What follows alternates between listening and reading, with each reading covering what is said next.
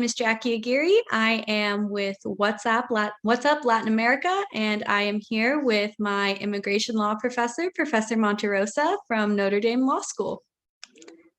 Hello, happy to be here. I'm so thankful to have you on here. I'm really excited, looking forward to this discussion that we're going to have. So if you could just go ahead and introduce yourself, that would be great. Sure. My name is, well, first of all, thank you. If it's okay, now that the semester's gone, we get to call you Jackie. Of course. I'm probably So- still going to call you Professor Monterrosa until I die because it feels wrong to not call you. I feel the same way after, what is it now, 20 years or no, 25 years since we graduated from law school. No, 20 years from law school. I exact same way that I still want to call all my professors professor or professor. Yeah. Well, like you mentioned, my name is Rudy Rodolfo Monterrosa. People call me Rudy, especially at Notre Dame. My family comes from are immigrants. I come from an immigrant family. My mom was from Mexico, a little town called San Bernardino, in Jalisco, next to Guadalajara. And my father is, may rest in peace, is from El Salvador. And so my father, when he came to the United States, he came here because it was the beginning of the Civil Wars, basically wasn't safe. And so he sought protection here in the United States. And my mother, on the other hand, came here looking for a better way of life. Basically, my grandfather was working the fields in San Jose as a migrant farm worker. And so heard all the stories about the United States, and she thought that she'd be able to make her dreams come true coming here. And so from my background, I had this sense of people coming to the U.S. for immigration purposes. In other words, because they intended to stay here and make a better way of living, and others seeking asylum because they're seeking protection. And so growing up in that family, it brought to light the fact that immigrants were still needing a lot of help as far as representation in their language with people that they understand. And so having gone through that throughout my life, I decided to dedicate my career to that. So now I practice criminal and immigration law. I was lucky enough that I'm originally from California. I grew up in Southern California. I was born in San Francisco, but then grew up with my brother and my parents in Southern California.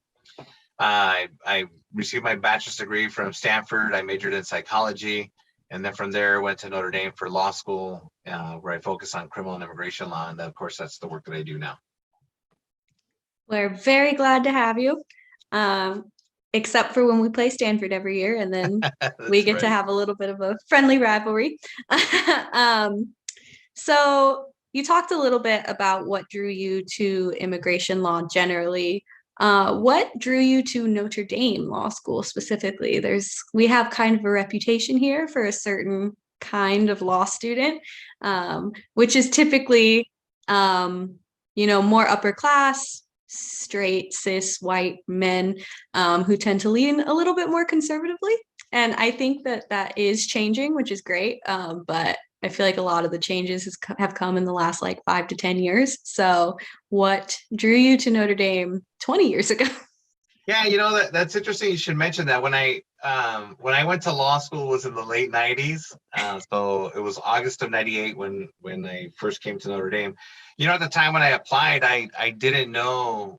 I guess I should have figured out that it was conservative.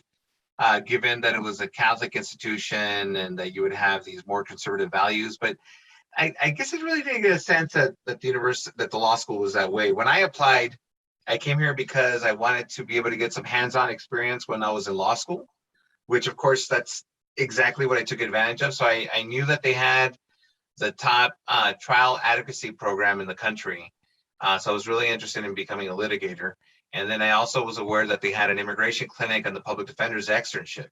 And so the fact that I could actually start representing individuals as a law student and actually have my own cases, well, that's what really got me excited about Notre Dame. And so, and that's exactly what I took advantage of. And, I grew up Catholic. And at the time when I was applying, the movie Rudy had just come out. I guess Rudy came out probably in 1994. And I remember when I was in my last year at Stanford, that I'd have the poster of Rudy up on my wall, and you know, the tagline for that movie was that if people tell you your dreams don't come true, just tell them about Rudy. And so then it made a really big impression upon me, this idea that so long as you set your mind to it, you can always accomplish whatever you want to accomplish. And I think that was the main theme of that movie. And so then I don't know, I guess I feel like I was destined to come to Notre Dame, given, you know, my name and my Catholic upbringing, and the fact that I saw that they had a commitment to social justice, and that was important to me, to be able to go somewhere where that, you know, they talk a lot about becoming. I didn't know it beforehand, but I learned about it when I went to school, or really embraced it. This concept about we educate a different kind of lawyer, and that we have this idea that lawyers aren't only like it's not just that we are attorneys and that we take cases and we handle these cases, but rather that we have a calling, and that we at Notre Dame we seek to educate that different kind of lawyer. In other words, people that not only are going to do well in their careers and do well in whatever type of law that they decide to practice in, but also that we're going to look out for our fellow human being. And so that is that when a client comes into the office, that we don't just see them as clients, that we see them as our fellow human beings, our fellow brothers and sisters.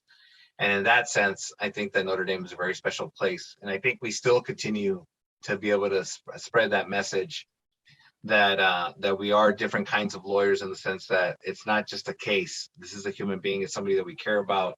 And so then even in the practice of law now, when I practice law, that when I talk to my clients, it's not just about, well, what are we going to do in order to avoid this conviction, or what are we going to do in order to legalize your status. It's also what's going on in the big picture, right? How can we help? What else is happening in your life that might be causing these issues or these problems or these challenges, and how can we help? Love that. Yeah, that I use that different kind of lawyer tagline in my application essay. I was like, hey, I know that you educate a different kind of lawyer. I think it contributed to my getting in, but it's fine. So what was your experience like in law school as a Latino in the late 90s? So, you know, there's a law review article that was written by a fellow classmate of mine, Judge Kiana Lillard. And when she wrote about, and we were classmates, we were there at the same time. She had the benefit of having gone to Notre Dame as a double domer, right? She went there as undergrad, so saw what it was like in the undergraduate community, and then saw what it was like in law school. So when I read that article, it reminded me a lot of the experiences that we would have gone through that you probably didn't, that you probably don't think about as much, right? You want to focus on the positive, and I guess not necessarily really recall the negative. And I wouldn't say that I had a negative experience. I think my experience at Notre Dame was very positive. I felt that we were a small, it was about 180 students in our class. I felt that we were really small, tight knit. Those are all people that I still keep in touch with now, that I see, every season for a football game. People that were in my wedding, people that came to the wedding, people that I work with. Well, even now, right? I have a classmate of mine who is an attorney in our firm. And so then I really felt that we had a really special place. But yeah, be that as it may, the reality is that when I looked at my classmates, or looked at the class or the community in general, it wasn't as diverse as what I was used to, right? I grew up in California, in Northern and Southern California, and so then it was a lot more diverse than what I saw at Notre Dame. However, I do recall that so I gravitated to the institutions or the clubs or the organizations that were working with the Latino community. So for example, right around the time when I was there is when they started the Institute for Latino Studies.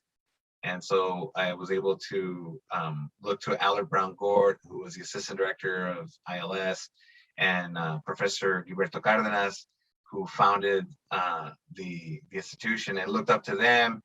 Looked to Professor Gurule, Jimmy Gurule, who was at the law school, In fact, was instrumental in making sure that I was accepted to the university.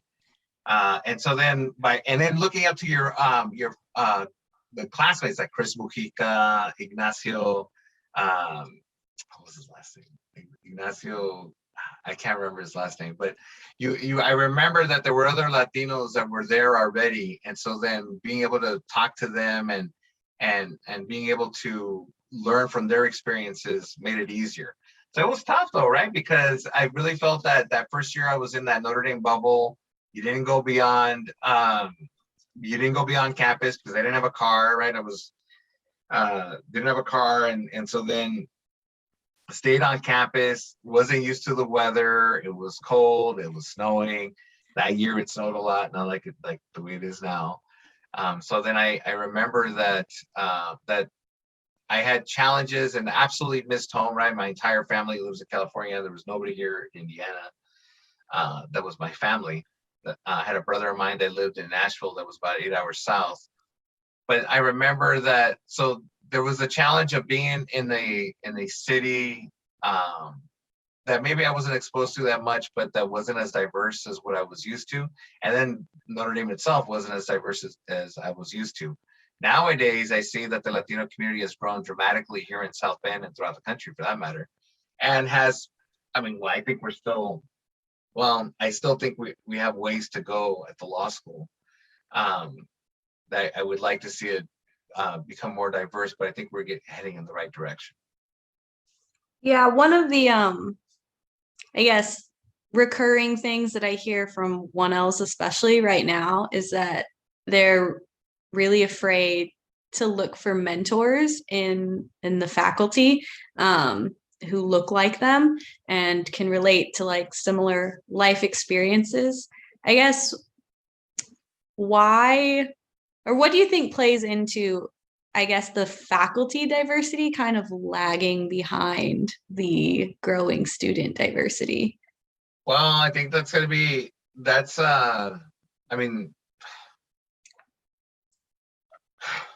challenge that we have in the Latino community, period, in the legal field, right? For So, sure. for example, I talk about California and how diverse it is, and how it wasn't uncommon to see other attorneys of color, yet our bench is severely lacking in Latino representation. And that's the case throughout the country, right? And then also in the last administration, and even in this administration, we haven't seen too many federal appointments of Latino attorneys to the federal bench. So I guess it starts in being able to create these pipelines so that people can see themselves in these positions where we may not be represented, but we certainly have I would say that we would have a right to be there, right? I think that when you have the bench representation, as far as like our congressmen and our senators, a board, in any governing body, I believe that governing body should reflect the diversity of the people that they represent. And so I think that it's a matter of students taking the initiative and seeking out people that may not look like you, right? They may not look like you, may not have gone through the same experience, but there's people that care, right? I mean, especially at Notre Dame, I feel all our faculty care about their students. And I think that you can reach out to these individuals and talk to folks that are in positions where you might be interested in getting to. So to the point of that I was making with regard to being able to find mentors or people to look up to or people to give advice that aren't necessarily from your background. I mean, clearly I understand. Like if a Latino student comes to me and is seeking mentorship or advice or guidance, I mean, I think I can relate to these experiences as being first generation, never been in law school, and just what it was like. And maybe another person who comes from a generation of lawyers wouldn't know what that's like because they didn't experience it. So to that, and I understand that. But I also wanted to emphasize that, for example, when I first started practicing law, when I was in law school, I did the public defender's externship. And then through that externship, I was able to work in the public defender's office. And one of the first lawyers that I worked with was now Judge Andre Gamage. And he was one of the few, at the time, I think it was only one of 3 Black attorneys here in St. Joseph County. And even now is one of 3 African-American judges in St. Joseph County. But he was the one that gave me a shot, right? He said, look, I got space in my office and you can come and, we worked before as a lawyer and law student. I'd be happy to have you, take, rent space from me. And what I learned is that I received mentorship and guidance throughout the years, even to this day, from him.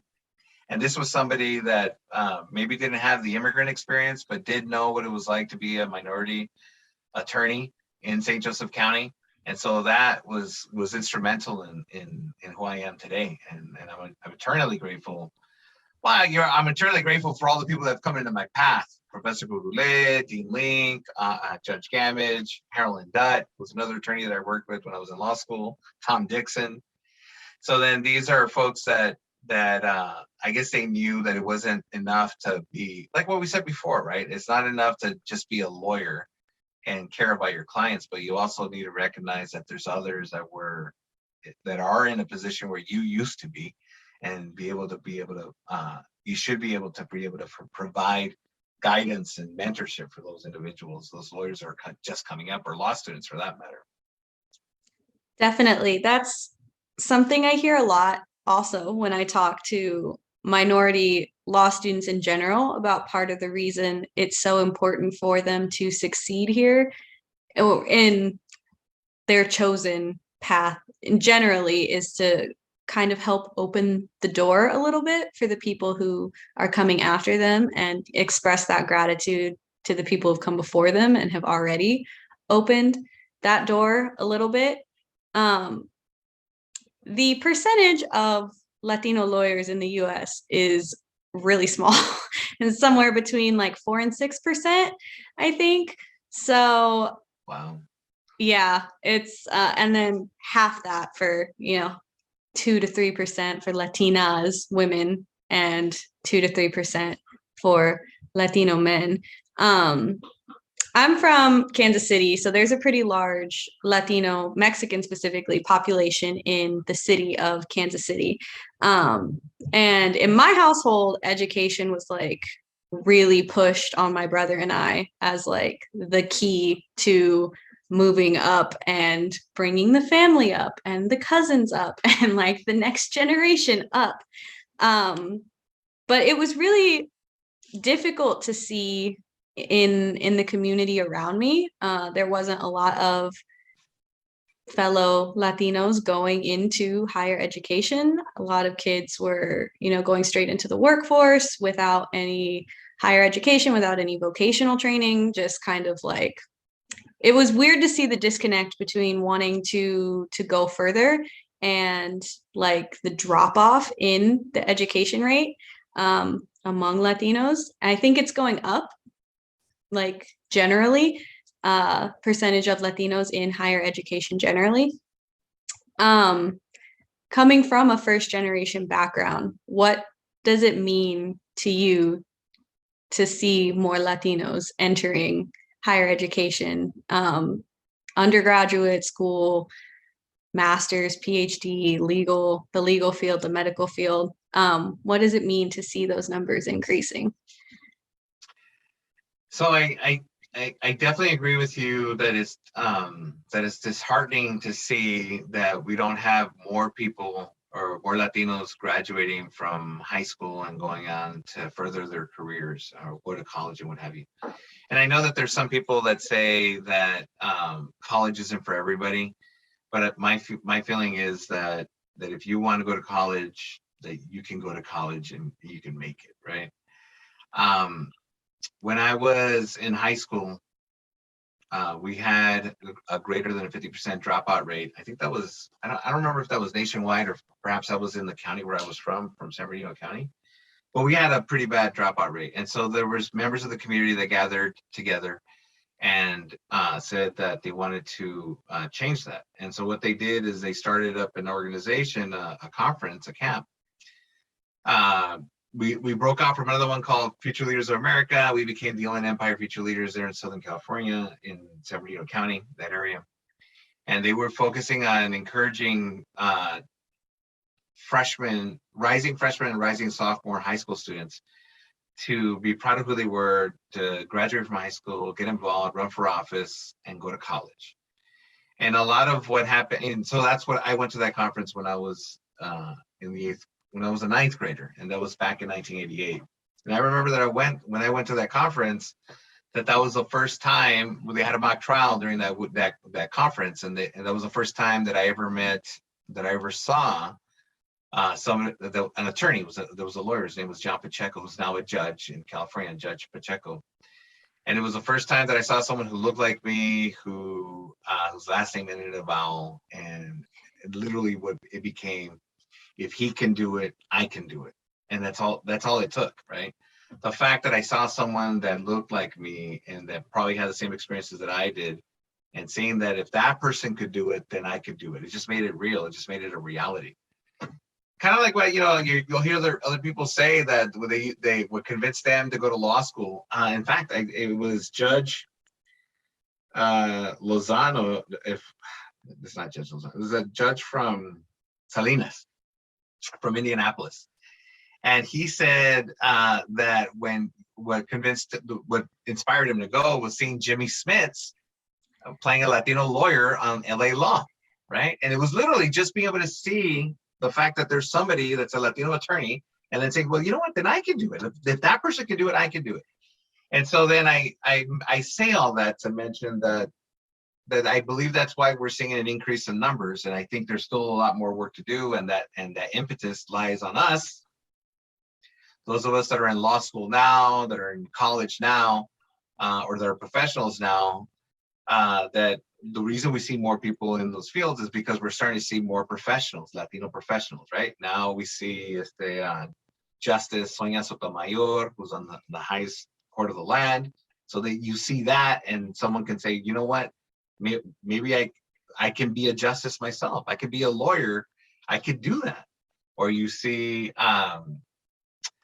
Julian Castro, who became the mayor and then was on the head of HUD, or you see his brother Joaquin Castro, who's a congressman. You start seeing, you hear about these individuals that are running for office, making it happen in whatever field that you'd like, right? You hear about Dr. Jose Lopez here locally, who's a neurosurgeon or I always get those confused, but he's a brain. Yep. But you see these people that are in these positions, and then literally, if you might be interested in it, if you see that, then you can make it a reality. And so, but I think that the responsibility lies with us that are already there, to remember that we once thought, oh my God, like you, for example, I'm sure, Jackie, that you were like, I would love to go to Notre Dame. I would love to go to law school, period. And as soon as I get there, I'm going to make it happen. And before it was a dream, now it's a reality. And so I think we need to remember that, the fact that it was a dream for us and now it's a reality, and that for others it's still a dream, and you want to make sure that for them it becomes a reality. Definitely. Yeah, I think we're a little similar. I hadn't had anyone in my family who'd gone to law school. I had no idea how the process worked. I sort of felt like I was blindly working my way through it. I was like, what is the Law Student Application Council? I don't know what that means. I don't know how to submit an application. Or even just with undergrad, the process of applying to undergrad schools was really difficult for me, because my mom went to nursing school, so she didn't go to like your typical four-year college. She went to nursing school. And my dad worked his way through a local school for his bachelor's, but he did it as he could pay. So it took him like 6 or 7 years to get his bachelor's degree. So like neither one of them could relate to me on like that 4-year, you apply and then you go full time and you pay with the big loans right up front. So it was a challenge for me, but then my brother is a sophomore at Mizzou. So when we worked through his application process, it was a lot smoother because he could ask me. Right. My cousins are freshmen at Creighton University this year. So I've been fielding all of their, how do you study for finals? How do you make a study plan? And it's very like motivating to be able to be the guiding person, like it was hard for me, so I'm glad that it's less hard for them. I don't understand this, like, it feels like a uniquely American belief. I don't think it is, but it feels very like Western that I suffered, so why shouldn't you? Like I turned out Right. fine. I turned out fine. It's like, did you? I don't know if you did.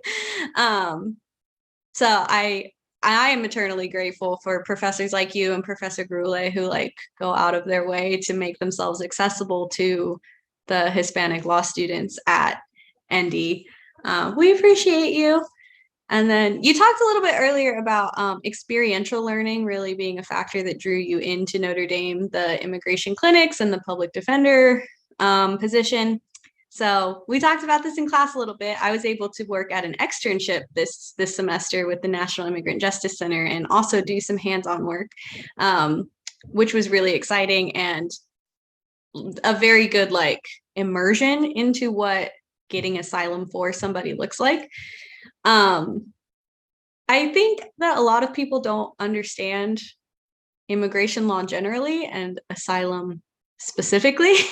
Um, do you have any, copying off of some questions that we were posed recently in immigration, do you have any bits of advice on immigration law and policy?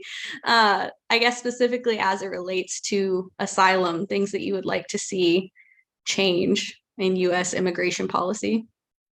That's a really great question. I think I stole it from you, so thanks for that. well, the way we presented it to you was, what would you do within the administration as far as giving that type of advice? But I think when I hear you ask that question, though, I look at it like, well, what can we do to educate people about our laws with regard to immigration and asylum, as far as the general population is concerned? So, that makes me think that maybe this is something that we should seriously consider teaching in high school, right? Like you as an elective, or at least as a portion of what we have to learn in civics class or government class. In high school, the only reason I knew what happened with regard to immigration, but I didn't really understand it. But the only reason I knew that it wasn't easy was because of what well, not my parents, because by the time I was able to read and go to school, they had already legalized. But I think that, like, when I look at my aunts and my uncles, for example, my mother had petitioned for my mother. My mother had petitioned for my aunt. I see her as my mom, so that's why I call her mom too. She had petitioned for my aunt, and that petition had taken years. And I remember that my uncle was frustrated, as well as my mom, because it was taking so long. Right, her brother was like, "Why is it taking so long?" When we submitted the paperwork for my grandmother, for my mom, my grandmother, it didn't take that long. And now but maybe people don't know, and certainly I didn't understand it then, that the wait time for different relationships is longer for others, and some of them is immediate, right?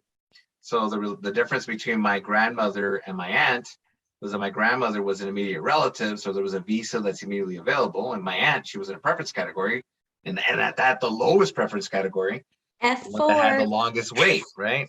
And so that's why it took so long. And so I think that maybe if we were able to educate people from earlier to teach them, at least to give them a sense of what it's like.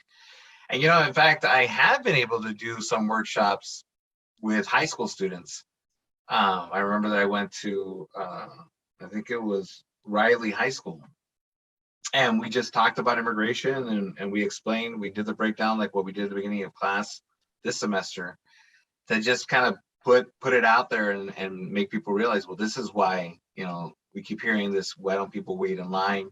People are waiting in line, and why don't they just do things the right way? So people are trying to do things the right way. And then the other is to be able to educate people also with to your point, that there is a difference between immigration law and asylum law, right? When we're talking about immigration law, that's a country's laws, right? What the nation state decides it wants to do. But when we're talking about asylum, that's something like, as members of this global community, that we've decided that we're not going to allow our fellow human being be persecuted. And that if you're able to prove that you're seeking protection because of that persecution, we're going to provide protection. I mean, that's what we committed to. But I think sometimes people forget, or I don't even think it's that they forget. I just think they don't know. Quite frankly, they don't know. And in fact, it's disheartening because even the people at the top don't know the difference. And so I think that there's a fundamental misunderstanding of what immigration is all about, except for people that practice immigration law or taking a class, because otherwise you're not going to know the differences or why things are the way that they are. So I think it's important that people get educated, and perhaps it's time for us to consider if it's going to keep being a topic, which it seems like, for the last, at least since the 80s, it's been a really heavy topic in politics, that I think if we're going to keep talking about it, then we should learn about it without the politics, right? Just like, this is what the law is, and this is the policy, and this is what's happening. It is what it is, without having to sugarcoat it or say, I think whatever, right? I'm anti-immigrant or I'm pro-immigrant, without any of that. Just to teach people, look, this is the way it is. And I think that people will make the judgment call themselves. And I actually believe that if more people were better educated with regard to how our immigration system works and how the asylum system works, I think you'd have a different take on what's right and what's wrong. I agree for sure. We talked a little bit about some of the hyper-partisanship surrounding immigration topics in class a little bit when we would look over like articles, how things were worded, and bills that people were proposing for what reason. Like, we talked a little bit about that.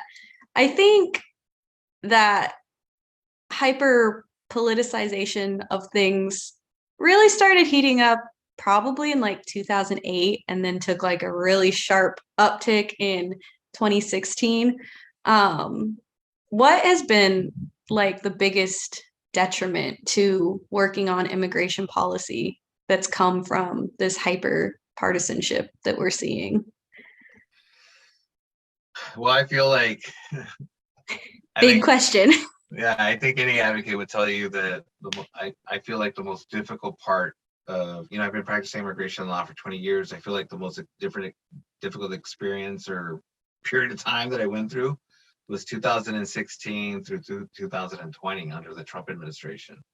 And I really felt that under that administration that there was a lot of damage that has been done with regard to being able to advocate for your clients, our policy, such that there was a lot of things that President Trump was able to present, change, and actually get to happen that we're still dealing with the ramifications now.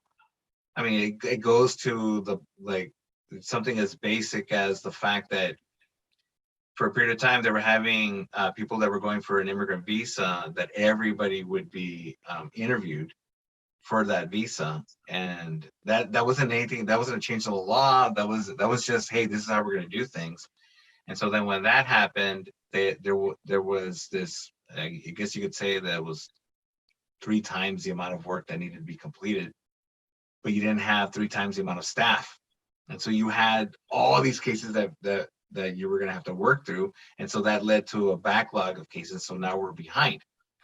And then the other thing that happened, that certainly you can't blame it on the president, but I think the way we approached it, you can, and that was COVID-19, right? Once the pandemic hit, that the administration used that as an excuse to shut down the system. And I don't think that the system should have been shut down. I mean, I guess that's my opinion, but that caused a bigger backlog as well, right? They'd indicated that they weren't gonna impact immediate relatives, but it did. Immediate relatives were, spouses, children under the age of 21, unmarried, and parents of U.S. citizens. That it wasn't going to impact them, that they could still go through, and no, it impacted them. They weren't able to come through either, and if they did, it was in very small numbers. And then the other was his rhetoric, what he was saying, just from when he first ran for office, calling Mexicans, rapists and murderers, and then to when he decided to end TPS and saying that why do we care about these? And pardon my French, but I'm quoting the president. Why am I going to care about these shithole countries like El Salvador and Somalia? So then I recall that I called my father, may he rest in peace, and I apologized. Hey, I'm sorry, what the president said. And he said, nah, he's not right in the head. Está loco. I'm not listening to what he's saying, which I guess he took it better than I did. Yeah. But there was a lot of rhetoric. All of a sudden, it was okay to say what people would think was anti-immigrant sentiment really would be racist sentiment. And sometimes it was convoluted. You didn't know where. Well, we knew, but I guess people thought that, oh, it's okay to say this because this just means that I'm not pro-immigration. No, that what you just said was racist, right? It's problematic. Yeah. So then that I would say that and of course we're still dealing with that now, right? Like there's still, to me, it's a no-brainer to pass the DREAM Act, and we haven't been able to get it passed. I mean, that's a no-brainer. Both sides said, yes, that's a good thing. When DACA passed, and we saw students, or not students, but DACA recipients come out of the shadows. The clients that I have, many of them now are paying better jobs, have better paying jobs, are paying their taxes, have been able to buy a home, or are going to college. One of them is an accountant now, another one's a nurse. Like, people were coming out and doing great things. And so then I think when you saw that, that's a no-brainer. President Trump during his administration had talked about we want to be able to recruit talent from other countries that are the best, the brightest, and we had those folks were dreamers. Not everybody was necessarily somebody that graduated from college that was your valedictorian. I understand that, but the reality is that there were a lot that were, and so we want to be able to afford this opportunity to folks. And to me, that was a no-brainer. We couldn't get it passed. It was too politicized. You just couldn't get it passed. People are afraid to do what's right. Because of the fact that their constituency may not approve and might then call them, I guess, the dirty word that they throw out there is amnesty.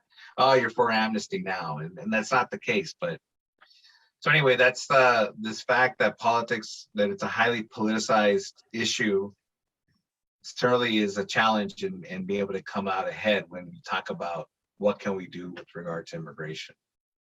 Right. One particular holdover that we're still dealing with is the MPP, so the Migrant Protection Protocol, which is commonly referred to as Remain in Mexico, which essentially has people applying for asylum and other immigration benefits staying in Mexico, much to their personal risk sometimes.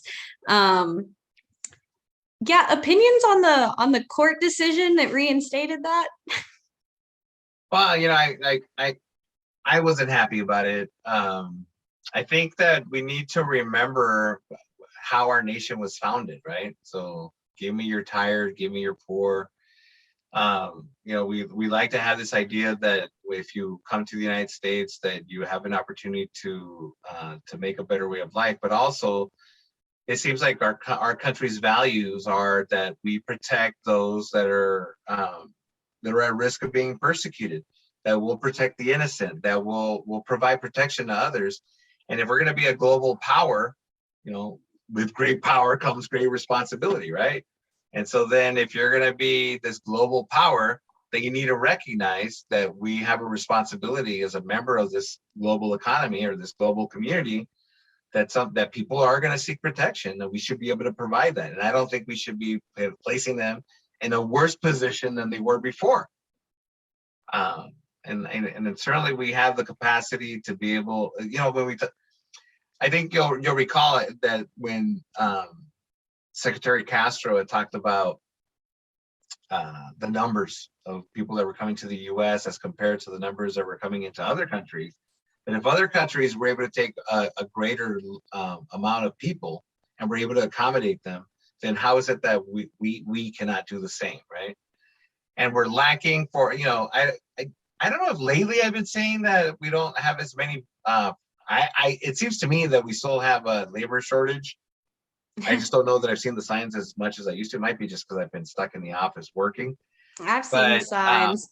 yeah, I mean, there's like we have this need for people to come to for people to work, and I don't know. It's a very complicated issue, but I think that at bare minimum we need to remember that we are a global citizen, that we have responsibilities, and I don't think that that's the way we treat our fellow human beings. Definitely a contentious time to be doing immigration law or anything adjacent to immigration law. This is a topic I always sort of try to touch on with everybody that I talk to, just to kind of feel the room out, I guess. I've talked to immigrants who are here who have come from other countries, first generation immigrants whose parents immigrated, people who have been here for a really long time. And it's just an interesting question for me to ask. So we both have Mexican heritage. My family came to the US in 1916, so we've been here quite a while. And fluency in Spanish has sort of has died out in my family line. My brother and I don't speak it fluently. I've picked it up from school a little bit, but it's very awkward and stilted. Don't have a ton of people to practice with, but we're working on it. I guess what does the Latino identity mean to you? I hear a lot of like, oh, you don't speak Spanish, so you can't really be Latina, which is quite a debated topic between me and my friends. Very heated.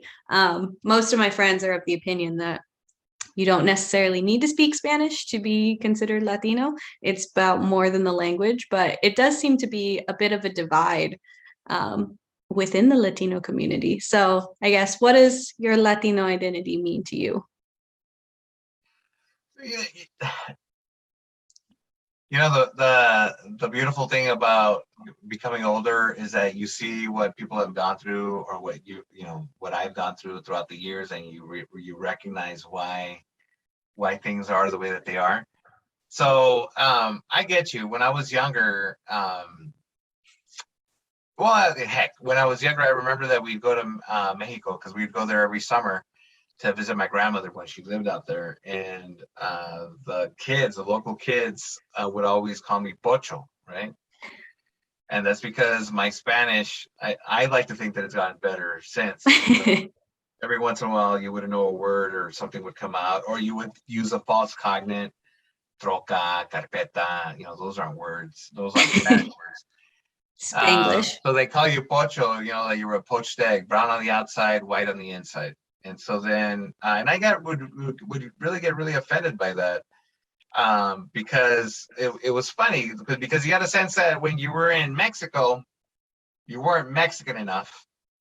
And then when you were in the United States, you weren't, I'll say American, although you and I know that I have a word, but yes. If you were in the States, you would say, I'm not American enough, right? Or in other words, like you spoke English with an accent, or you had, or whatever slight accent, but people thought you had an accent. Mm-hmm. So then ni de aquí ni de allá was one theme that they had here at La Casa Amistad with their students, that we're not from here, we're not from there, right? So where are you from? So then I think that what I've learned is that I feel that I feel what's important is that you embrace your heritage, you embrace your background, you embrace your community and your culture and where you came from, and that you not forget that, and whatever way you call it, right? So it might be Latino, Latina, Hispanic, Chicano, Chicana, Latinx. There's so many words, and I remember, and it's a debate that we have even today, right? Still, I remember when I was in high school that we would talk about that, and then when I got to college, I was like, you know what? This is just the man getting us to worry about what we call ourselves and we're not dealing with the issues because we're so worried about what we call ourselves. And so nowadays, I respect however people want to identify themselves and what they say. I respect that, and I understand that it's important.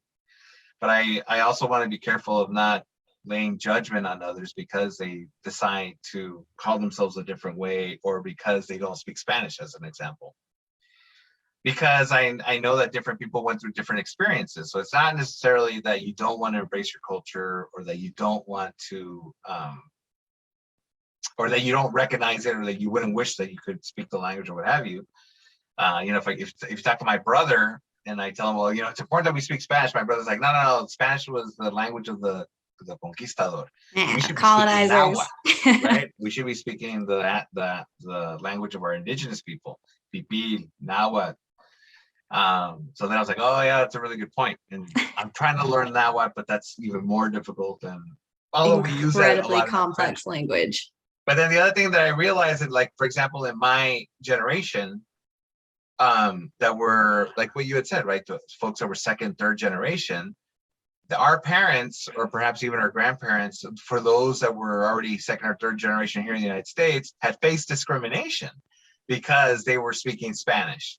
So, for example, we recall the late Sal Castro, may he rest in peace, that when he was teaching at Garfield High School or at Belmont High School, that students would be punished because they spoke Spanish. They would receive corporal punishment. And so then, as if our parents had gone through that, or our grandparents had gone through that, then they were like, my kids are not going to go through that. I'm not even going to teach them any Spanish. I want them to know how to speak English, to speak it well, so that they are not mistreated that way. So then you learn that it's not like, so then some of us, my friends, may not have learned Spanish, not because they didn't want to embrace their culture or because they were ashamed of it, but more because their parents had gone through this experience and they didn't want their children to go through it as well. And I think nowadays we still have people that are, if we're lucky enough, right? If we're lucky, I think nowadays you're starting to have people recognize how important it is to be able to speak more than one language. For example, Dr. Cibula, who just started with us, he speaks Russian, they speak Polish, Italian, Spanish, and English. And so we're having this conversation. It's like, your kid needs to learn all those languages because they have the capacity to speak all those languages before you're 5 years old, right? Yeah. So then, so I don't blame people, or I don't judge them if they're not able to speak Spanish. I understand. Again, because of these experiences, sometimes people don't know that. And I think that a lot of times, for example, with me, I had no choice but to speak Spanish, because that's how I could communicate with my parents. I mean, sure, they spoke English, but they spoke Spanish better. And that was the only way I was going to be able to communicate with my grandmother, or my uncles and aunts from El Salvador or from Mexico, right? You had to speak Spanish. So it was, so they taught you from as a kid, you were speaking it. But not everybody's experience is the same. But I think that when we talk about being Latino, I think we embrace our heritage, our culture, our language to the extent that we can. And that we, to me, being Latino to me is absolutely a person who makes me who I am. My experiences, my family, my culture definitely shaped the person that I became. And I feel that I'm proud to be Latino, right? Like, and I'm proud to be Chicano, right? Like, that's why I like my email, chicanolawyer@gmail.com, right? To me, that's important. I identify with that. It's an experience. I recognize the challenges and the sacrifices that my people have gone through prior to me getting to this point, and I recognize the responsibility I still have to share with those that come after me. And so, I'm proud to be Latino, and I know it's complicated, but I mean, I guess that's the way we are as human beings. Yep. Well, it's been a very fast hour. Thank you so much for sitting down to talk with me. It was an honor and a pleasure to have you. We really appreciate it. And I have a sign-off quote that I usually do, but it is escaping me right now. So I'm just going to say, thanks to What's Up Latin America for allowing me to host this interview with Professor Monterrosa. Thanks for having me, Jackie. And thank you. Absolutely. All right. Program is brought to you by the Kansas City Business Association.